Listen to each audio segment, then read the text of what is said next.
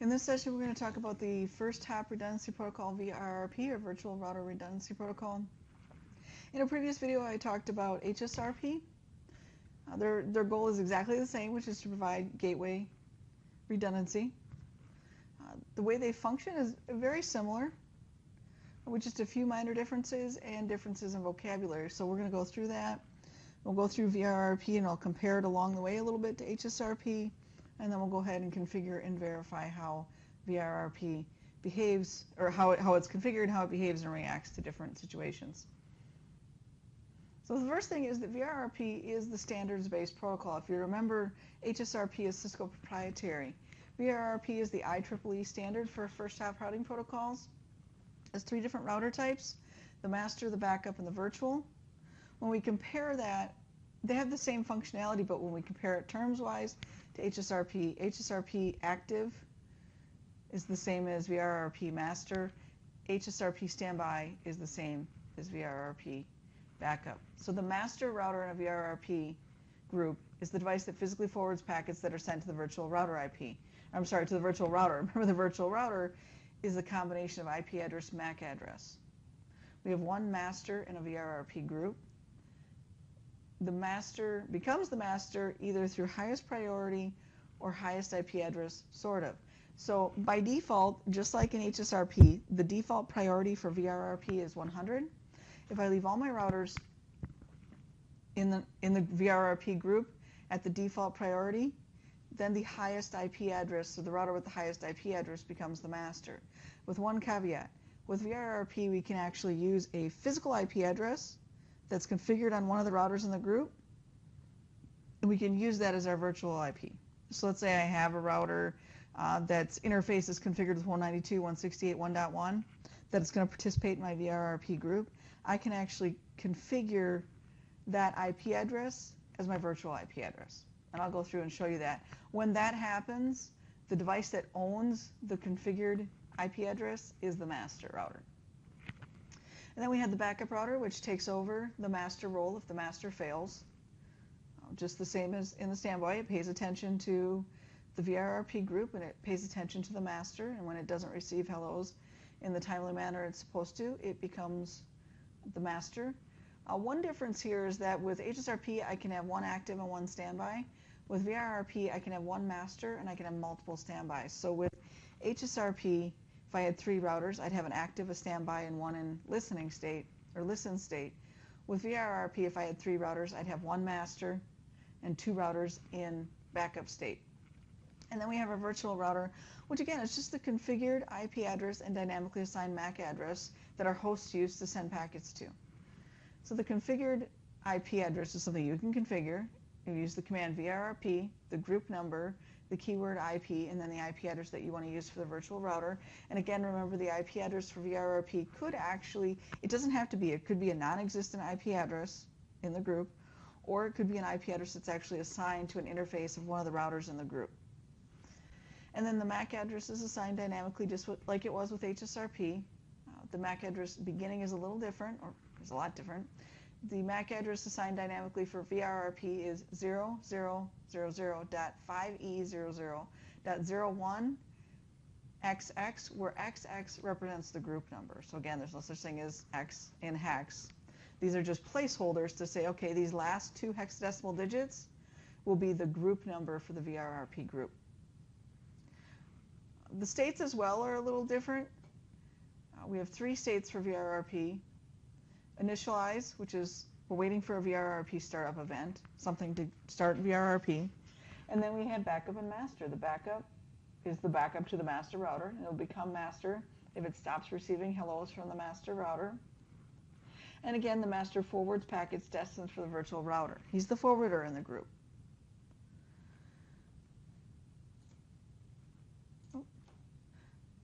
So just like we did with HSRP, we have a virtual router, and we give it an IP address. Give it something in the 192.168. I should have just done the 2 last digits, right? So you could do 1.3, which doesn't exist on this network, or we can configure it as 1.1, and anything destined for that virtual router will go through whoever the master is, whoever becomes the master. So if all is the same and we have it set up as 1.3, then this one would become the master, right? Because he's got the higher IP address and I left my priority to default. And then if he goes down, then we would use this direction. Okay, so very similar, just some different terms, not as many states. A couple other differences. VRRP sends hellos using the multicast address 224.0.0.18 for IPv4 and FF02:0:0:0:0:0:0:0, we got them all right, :12 for IPv6. IPv6 is only available in version 3 of VRRP. By default, version 2 is enabled. On our devices, we have to actually specially enable version 3, and I can show you how to do that. It uses IP112 as its port number.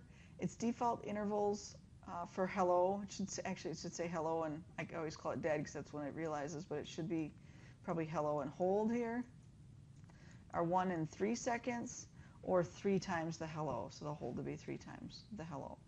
So what does it look like to configure VRRP? Because we already know the functionality. If you went through and studied or read or looked at the video for HSRP and the first hop redundancy protocol, you already know the functionality. They function the same. They're just configured a little bit differently. They use some different addresses, different port number. But VRRP configuration, we can configure the virtual IP address using VRRP, the group number, the keyword IP, and then the IP address for the virtual IP. Again, priority, configuring priority is optional in VRRP just like it was in HSRP. So VRRP, the group number, the keyword priority, and then the priority number, and again, the default is 100.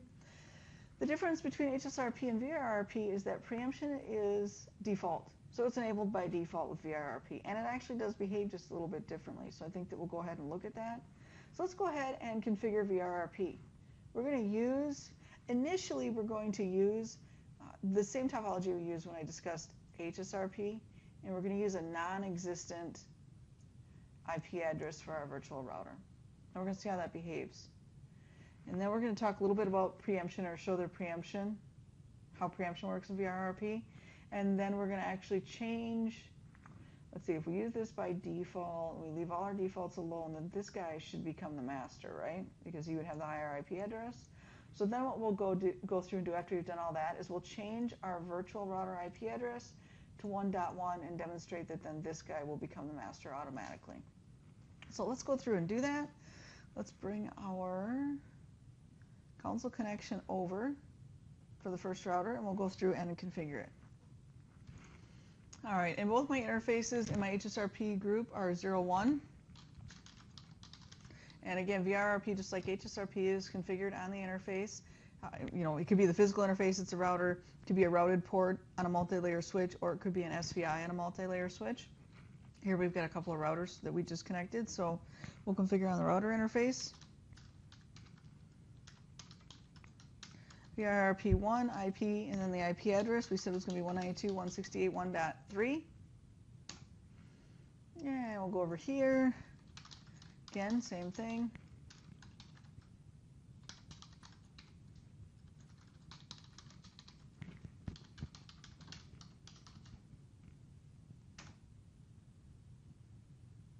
Whoops, sorry. Don't need the keyword address, just in your brain when you hit IP. VRRP, let's get this to the end so it's out of the way. 1, so it's in group 1, IP 192.168.1.3. And again, it's just a sidebar. In the same way we do it with HSRP, with VRRP we can create multiple groups and get some sort of redundancy or load balancing, load balancing going on between the groups. So let's, we're going to activate the interfaces. We do a no shut, and we do a no shut.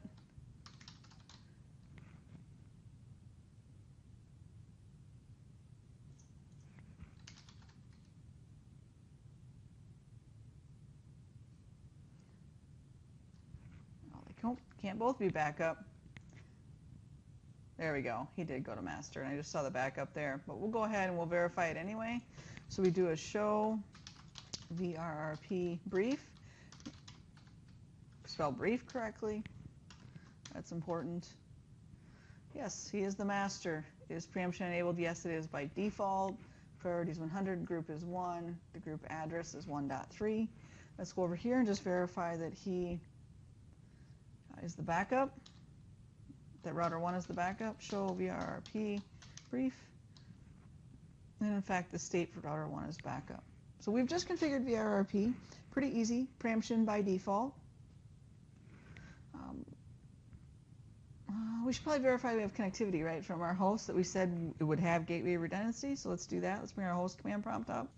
All right, so we got our command prompt up. Let's first do, oh, you know what? I think I got to go change the default gateway and stuff. I'll do that, and then I'll splice. All right. So if we do an IP config, we see that the address is 1.10. The IP address, this default gateway is 1.3, which is the IP address of our virtual router. We should be able to ping our far off network, which is 10.10.1. Sorry, 10.10.11. And we can, no problem, right? If we shut down the interface to the master router, we should still be able to ping. So let's go do that. So if we go, who's the master? He's this guy. R2 is the master. So if we do int gi0/1 and do a shut, he goes into an init state. His interface is down. Let's go back to our command prompt on our host and ping through. Hit the up arrow to get our ping. Ping still works just fine. Now let's demonstrate preemption on VRRP, that it's enabled by default. So if I go back to, let's first do a show standby brief. We see it's not even participating in it because the interface is completely down. So if I do a no shut, actually let's go back over here and we'll just verify show, I'm sorry, not standby. Wow. Terrible. Sorry about that, guys. Should be do show VRRP brief. There we go. It should be in a init state. That makes a ton more sense. I was like, oh, it's not, it's dead, but no. We're stuck in a init right now. It's configured for VRRP, but it's not running. Its interface is down. It doesn't even know who the master is. Now, if we go over here and do a show VRRP brief, well, show, spell it right, or at least tab complete it correctly, right? And now R1 is the master, and our packet still went through.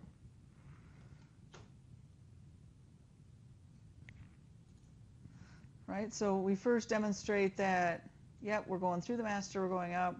We shut the master down. He's stuck in a init state now. And now it's going to go through, we could still get to 10.10.1, which means it had to have went through R1, who became the new master when he was shut down. Now we're going to go ahead and we're going to bring, I'm going to bring this guy back up and see what happens. Do no shut. And wait a moment.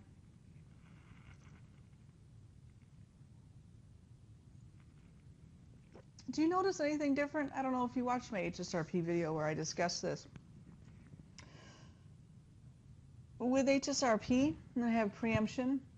If the active router became the active because all the priorities were the same but the IP address was higher, when we brought it back up, it actually went into standby mode. With VRRP, it goes through init to the backup state and then back up to master. It'll go back to master even though we didn't set the priority, even though the election was won based upon that higher IP address. So if we do a show VRRP brief, he should be the master. R2 should be the master again. And R2 is the master. So preemption works great. We're doing pretty well so far. Last thing I want to demonstrate is just that it could be a physical address, right?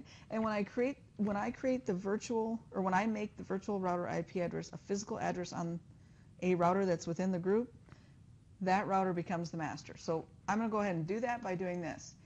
This guy here, R2 is the master right now. Let's make R1 the master. Let's use R1's IP address for VRRP, our virtual router, and see if that changes anything.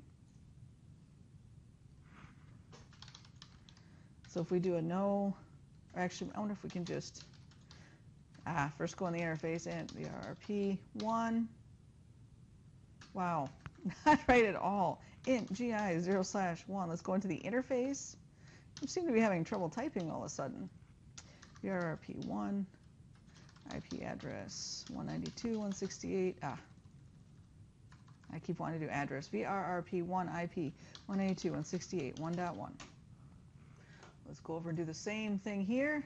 And well, actually, I barely had to do anything. Look at that. He's already the master. So we're going to fix that. Int GI 0/1 VRRP1 IP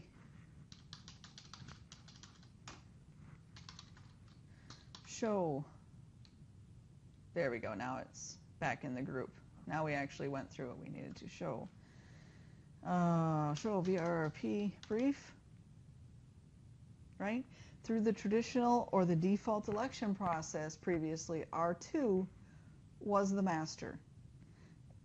I've demonstrated two things here. I changed, because the IP address on R1, gig1, right? So if I do a show IP int GI 0/1, we see that his IP address is 192.168 1.1. So I've demonstrated two things that's different with VRRP. Two things with VRRP at this point. That I can use a physical IP address that is assigned to an interface in my virtual router. When I do that, that router that owns that address where that interface or where that address is configured on becomes the master, and he became the master right away. So they didn't go through the election of who's the highest priority, then who's the highest IP address. You own the IP address, you get to be the master. Now here's the interesting part. Let's go ahead and ping through. First, I've got to change my default gateway to the virtual IP address. I still would have to change, if I was going to change my virtual IP address, whether it's physical or non-existent, I still would have to change that in my default gateway if I were to do this, but you'd probably configure it once and leave it alone. You're not doing it for demonstration purposes. So I'm going to go back, I'm going to change that, and we'll demonstrate that we have connectivity. Okay, so I've changed the default gateway to our new, whoops, let's get this up here, to our new virtual IP address. Right, and all I've done, I haven't changed anything. Like I said, we still have our router redundancy, or our gateway redundancy. It's just that we just have a different virtual IP because we're demonstrating stuff. So if I do an IP config, now it's, whoa, should be 1.1. Better go fix that. Sorry, just a typo on my part. Let's try this again. Up arrow, IP config. Now we're 1.1. And if I ping 10.10.1.1, I should be able to get through just fine. And actually, I'm going through R1 to get to 10.10.1. I'm sorry, 10.10.1.1. All right, so once I changed this to a 1, now I'm using this physical IP address, which made this guy the master, and my packets are going up through here. Last thing I want to do is shut this down and just prove that just because it's a physical interface IP address assignment, that it will, in fact, anything destined for this 1.1 will then transition and be able to go this way as it's supposed to. I just don't want people to get the perception that now VRRP uses a physical interface and we lost our gateway redundancy. That's not true. Okay, it's still going to, packets destined to 1.1, even if 1.1 here, in this case, is physically down, will still be our virtual router IP. So we're back into our console connection for R1. We're going to go to the gig interface. We're going to shut it down because R1 is our active router right now. He changes to an IT. Now if we go over to our other router, he should have became the master, which he did. Show VRRP brief. And he's the master.